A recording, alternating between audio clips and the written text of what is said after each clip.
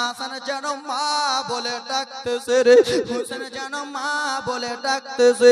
হাসান হোসেন মা মা বলে ডাকে, যেমনই নিকটে যেমনই কাছে গেছে দুইটা ছেলে উঠে যেন আব্বা জানকে বলতেছে, আব্বা আমার মাকে কোথায় রেখে এলেন, আমার মাকে কোথায় থুয়ে এলেন, আমার মাকে কোন জায়গাতে রেখে চলে এলেন। মাওলা আলী বলে, বেটা তোমার মাকে এমন এক জায়গাতে রেখেছি রে, তোমার মাকে এমন জায়গাতে রেখে এলাম কোনোদিন মায়ের মুখটা দেখতে পাবে না রে, কোনোদিন মায়ের চেহারা দেখতে পাবে না, কোনোদিন মায়ের হাতে আঁচড় পাবে না, কোনোদিন মা খাইয়ে দেবে না, কোনোদিন তোমার মা দেখা করতে আসবে না। কেমন কথা বাবা বলল, বেটা তোমার মাকে সারা জীবনের মতো বিদায় করে দিয়েছি, তোমার মাকে কাফন দাফন দিয়ে দিয়েছি। সেই সময় দুইটা ছেলে আব্বার কাছে জড়িয়ে ধরে ধরে কান্দেন, বাবা তাহলে আমার মা বিদায় হয়ে গেল 6 মাস আগে, আমার মা আমি 6 মাস আগে গো আব্বা আমার নানা মুস্তাফা পর্দা করলেন, 6 মাস আগে রহমাতুল লিল আলামিন পর্দা করলেন, 6 মাস আগে গরিবের সাহারা অসহায় সাহারা নবী কামলিওয়ালা আমার পর্দা করলেন। তারপরে আমার মা ইন্তিকাল করলেন, আব্বা আর কার কাছে থাকবো? সেই সময় মাওলা আলী বলে, বেটা শোনো, যতক্ষণ পর্যন্ত তোমার বাবা পৃথিবীর জমিনে রয়েছে কোন রকমের কষ্ট হতে দেব না। জোরে বলুন। আব্বা গো একটা জিনিস খেয়াল করে দেখবেন,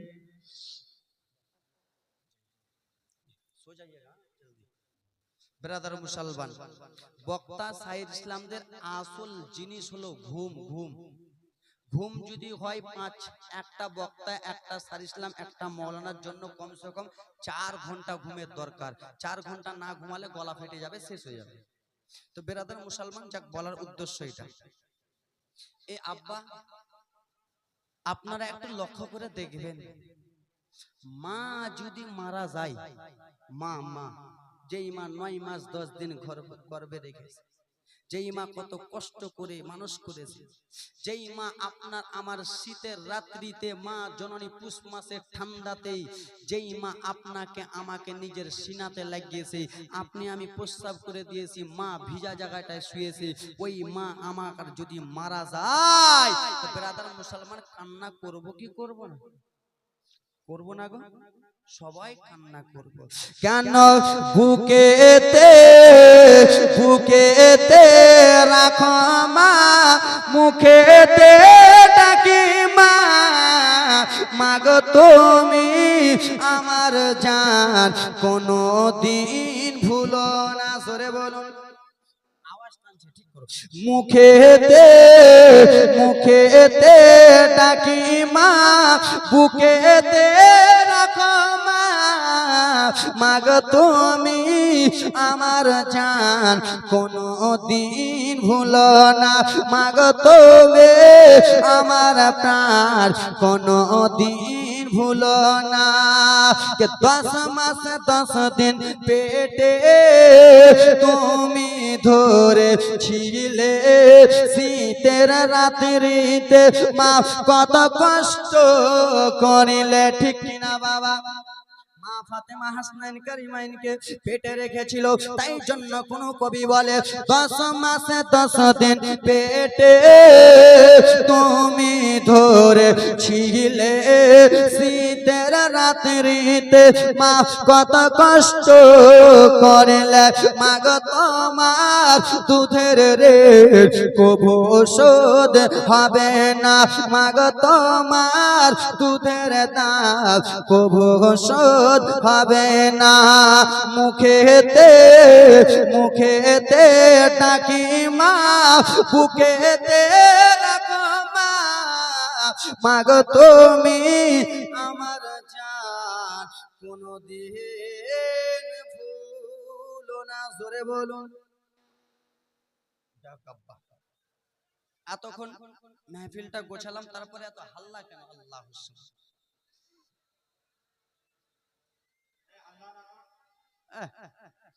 জোর হাত করতেছি ভাই, হাল্লা করিও না রে।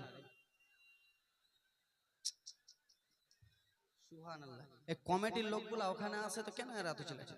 দাদু কোথায় যাচ্ছেন? জলদি আইয়ে। সুবহানাল্লাহ, মাশাআল্লাহ, আলহামদুলিল্লাহ, জাযাকাল্লাহ। যাক আব্বা, কারবালার জীবনীটা একটু টেনে নিয়ে যাই, চলি, চলেন সবাই মিলে চলি, চলেন ব্রাদার মুসলমান। আল্লাহর নবীর দুইটা নাতি ইমাম হাসনাইন কারিবাই জীবনী অনেক শুনেছেন, শুনবেন।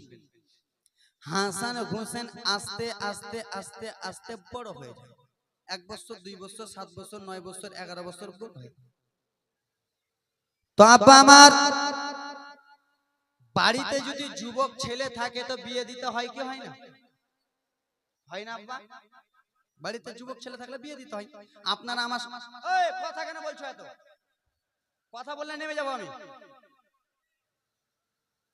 বললেই নেমে যাবো আমি। এবার এত কথা বললে হয় নাকি? কেবল তো জীবনীটা চালু করলাম, চালু করতে দেন।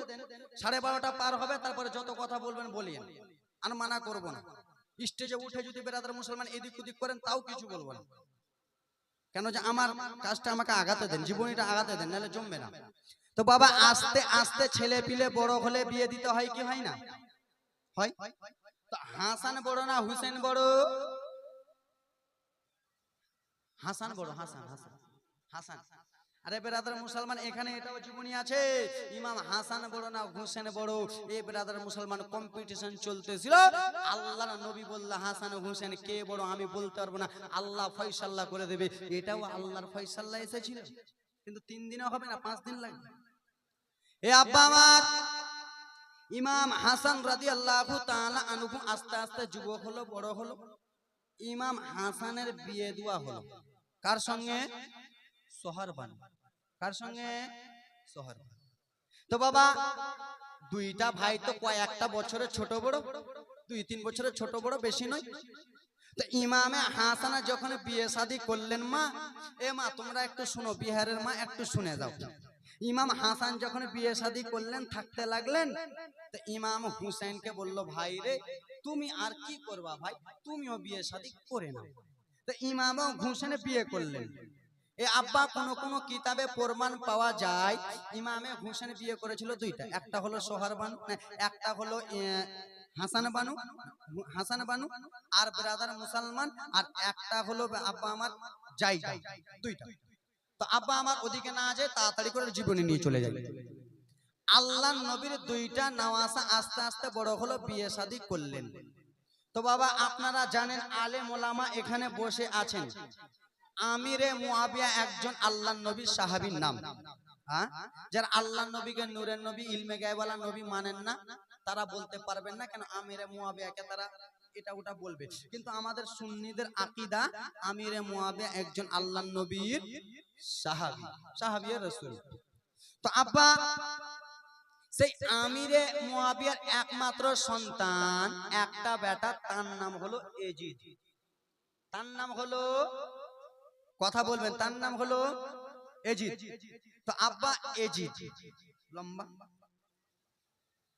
এজিদ বলতেছেন, শুনো ইমামে হাসান, তোমার নানা জানের ইন্তিকালের পর পর্দার পর রাজিত্ব তুমি নিতে চাও, আমার আব্বা নিয়েছে, আমার আব্বার কাছ থেকে আমি নেব, তোমাকে দেওয়া হবে না।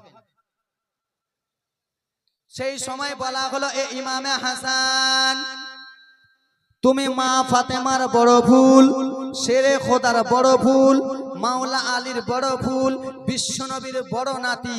এ ইমামে হাসান, তোমাকে একটা কথা আমি বলতে চাই। কি এমন কথা বলবা বলো? বলে, শুনো শুনো, সেই সময় ব্রাদার মুসলমান ফোন ছিল না, আইফোন ছিল না, এরকম বড় বড় অ্যান্ড্রয়েড সেট ছিল না, বুড়ামালা মোবাইল ছিল না। সেই সময় ব্রাদার কথাবার্তা হতো কিসে? চিঠি, খাত, চিঠিতে আব্বা, চিঠিতে হতো। এখানে আলেম ওলামা বসে আছে, বুঝতে পারবেন, চিঠিতে হতো। আপনারাও জানেন, মোবাইল উঠাতো কতদিন হলো? খুব জোর হলে 20 থেকে 30-40 বছর, বড় বড় মোবাইল, আইফোন গুলো। তো মুসলমান, বলা হলো, এ ইমামে হাসান, তুমি এজিদের হাতে হাত দিয়া দাও। কার হাতে? এজিদের হাতে হাত দিয়ে দাও। এজিদের হাতে হাত যদি তুমি না দাও তাহলে তুমি বাঁচবে না, তোমাকে আমরা কতাল করে দেব, মেরে দেব। কেন ওই এজিদের ভাষা হলো কতাল, আর আমাদের ব্রাদার মুসলমান হলো শহীদ। তো তোমাকে কতাল করে দেব, নাচেত এজিদের হাতে হাত দিয়ে দাও। সেই সময় নবী মুস্তাফার বড় নওয়াজা চিঠির মাধ্যমে বলেছিল, এ বেঈমান মুনাফিক শুনো, যতক্ষণ পর্যন্ত আমার এই শরীরে এক ফোঁটা শেরে খোদা মাওলা আলীর রক্ত রয়েছে, বেঈমানের হাতে হাত দেব না। জোরে বলুন। আমার নানা মুস্তাফা বলেছে, হাসান হুসেন কোন সময় তোমরা যুদ্ধ থেকে পিছনে আসবে না, কোন সময় বেঈমানদের কাছে মাথা নত করবে না। বেঈমানেরা বেশি অত্যাচার করলে আগে বেড়ে কাউকে মারতে যাবে না, আগে বেড়ে কাউকে অবহেলা করতে যাবে না, আগে বেড়ে কাউকে বড় কথা বলতে যাবে না। আর ইসলামের জন্য, এই ইসলামকে বাঁচাবার জন্য যারা বড় কথা বলবে, যারা কটূক্তি করবে, তাদের গর্দানকে রাখবে না। জোরে বলুন। আমার নবীর কল, আমার নবীর কথা। আগে কাউকে বেড়ে মারতে যাবে না, অত্যাচার করতে যাবে না। আর ইসলামের জন্য যারা বেশি বাড়াবাড়ি করবে, ইসলামকে মিটাতে চাইবে, আগে বেড়ে গলা কাটতে চাইবে, তাদের গলাকে রাখবে না। আমরা সেই ইমামে হোসেনকে মাননেওয়ালা है কি না? নারে তাকবীর, নারে রিসালাত, জলসা কমিটি, শ্রোতা মণ্ডলী, নারে তাকবীর, নারে রিসালাত। কথাবার্তা হলো ইমামে হাসানকে মারতে হবে। তাকে দিয়ে মারাবো, কাকে দিয়ে মারাবো? এ ব্রাদার মুসলমান, ওবাইদুল্লাহ ইবনে জিয়াদকে বলা হলো, ইবনে সাদকে বলা হলো, শোনো গো কি এমন হয়েছে? বলে শোনো শোনো, ইমামে হাসানকে মারতে হবে। ইমামে হাসানকে মারার জন্য একটা কিছু করো না, ইমামে হাসানকে মারার জন্য চক্রান্ত করো না। কেন ইমামে হাসান যদি বেঁচে থাকে, পৃথিবীর জমিনে ইসলামটা বাড়তে থাকবে। ইমামে হাসানকে মারো। ব্রাদার মুসলমান, লোক খুঁজে বেড়ায় কার দ্বারাই মারাবো। বাবা গো, আজকাল আমাদের কাছে, আমাদের নিকটে এরকম লোক আছে কি নাই যে আজমির হোসেনকে মারতে হবে, আজমির হোসেনকে যদি মারতে পারো 1 লাখ টাকা দেবে, এরকম আছে কি নাই? আছে না কুন্দা? আছে আব্বা, অনেক আছে। তো ব্রাদার মুসলমান, মারতে হবে।